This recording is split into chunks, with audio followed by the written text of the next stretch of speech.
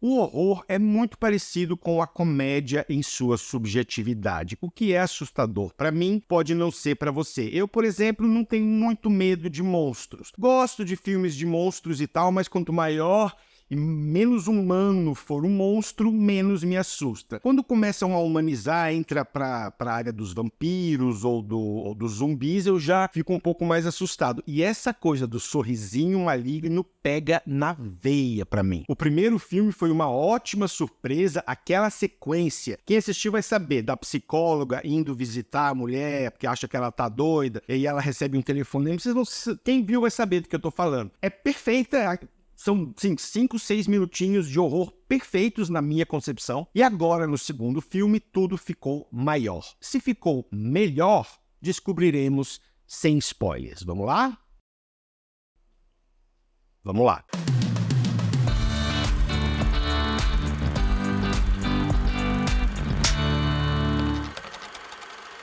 Smile 2, ou Sorria 2. Após testemunhar um evento traumático, a popstar Sky Riley começa a ver pessoas com um sorriso encapetado enquanto perde o controle de sua sanidade. O filme é mais uma vez escrito e dirigido pelo Parker Finn, o mesmo do primeiro filme, que criou algo bem legal aqui. É muito difícil reinventar o gênero, mas ele faz algumas coisas diferentes. Não é a primeira vez que a gente vê uma... Eu não vou chamar de criatura. A gente vê uma manifestação que é, na verdade, a representação de um sentimento muito humano, nesse caso, o trauma. A gente já viu isso no Babadook, que era uma representação da depressão da protagonista. Continua uma base forte, ele tem controle dessa premissa, ele sabe o que quer fazer com ela, sabe como te assustar. Infelizmente, ele repete muitos truques do primeiro filme aqui.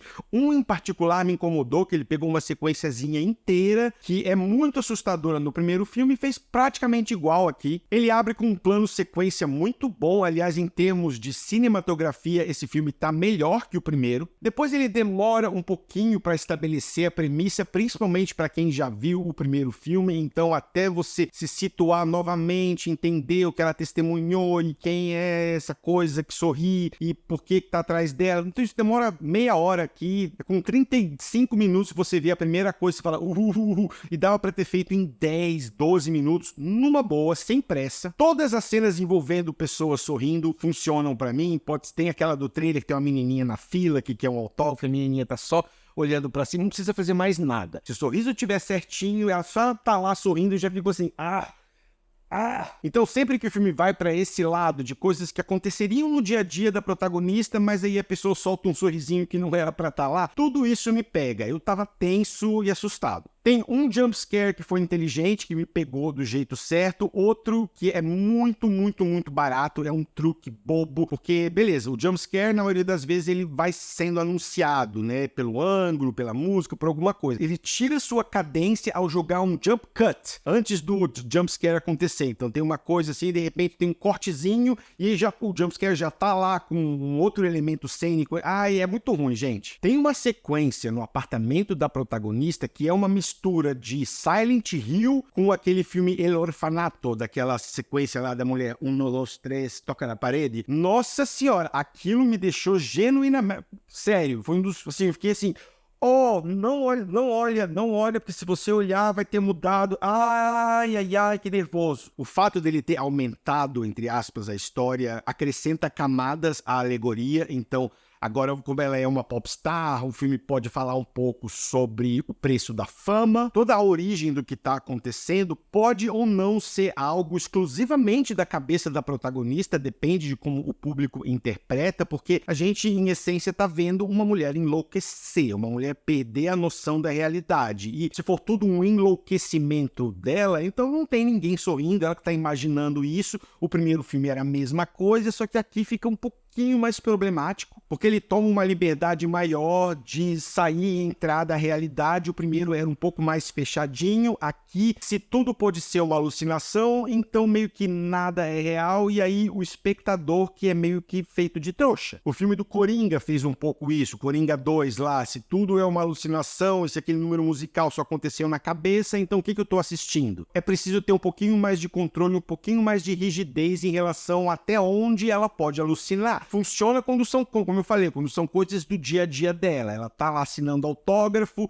olha pro lado e tem alguém olhando pra ela sorrindo. Mas se sequências inteiras e até personagens inteiros, você como espectador acha que tá acontecendo algo e aí descobre lá na frente que ela aí bagunça mais do que precisa. Eu não tô dando spoiler, eu não tô falando que no final do filme era tudo um sonho, não é nada disso, pessoal. Eu sei que eu falo muito isso, vou falar de novo, pessoal, porque esse filme é longo demais. Ele tem 2 horas e pouquinho. It's too long. E não tem tantas ideias para justificar esse tempo todo. Como eu falei lá no começo, ele demora 35 minutos para chegar num lugar que dava para ter chegado em 10, 15. E aí tem, por exemplo, quem assistir vai saber, tem todo um arco de uma amiga dela, a amiga da protagonista. Se essa personagem não existisse, se ela estivesse completamente fora do filme, o filme teria 10, 12, 15 minutos a menos, perderia um sustinho e mais nada, porque a atriz não é boa. Ela chama Dylan Gelula e ela tá fraca, não sei o que aconteceu ali, se o diretor não estava inspirado na hora de dirigi-la, ou se ela é fraca por natureza, mas nenhuma cena dela funciona aqui, então dava para eliminar ela completamente do filme, você só ia perder um sustinho. Pois é spoiler isso, mas quase todo mundo tem um sustinho, né? Acho que dá pra deixar. Já a Naomi Scott está ótima aqui. Ela lembrou um pouco o que o Bruce Campbell fez naquele filme Evil Dead 2, principalmente da metade pro final. Ela fica loucona. Entre ela e a personagem, a mais jovem lá daquele filme da Demi Moore, A Substância, é uma briga boa para ver quem pira mais. Ela tá completamente comprometida à visão do diretor e é por isso que o filme funciona. A mesma coisa aconteceu no primeiro com a protagonista. Ela chama Souzie ou Suzy? Souzie Bacon. Ela também tá muito bem, ela eleva o filme, porque é um tipo de filme que se a protagonista tivesse fraca ou um pouco desinteressada, não tivesse comprado a ideia, o filme inteiro ia desmoronar. Eu comprei todo o trauma da personagem aqui, todos os mecanismos de defesa. Ela tem uma coisa que ela bebe água para se acalmar e ela arranca o cabelo quando tá estressada e tudo isso me convenceu. Eu me identifiquei, inclusive, com a personagem. O Ray Nicholson tem 2 ceninhas apenas, mas é suficiente para você falar, olha o filho do Jack Nicholson. Ele é a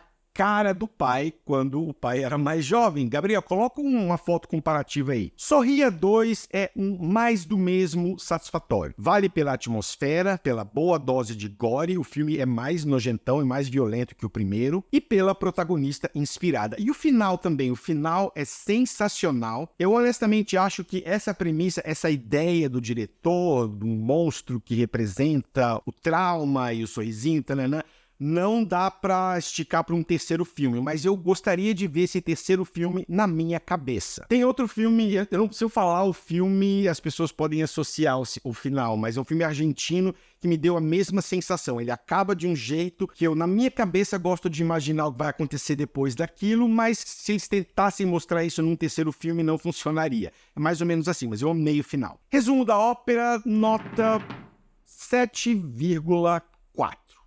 É isso, pessoal. Um abraço e até a próxima.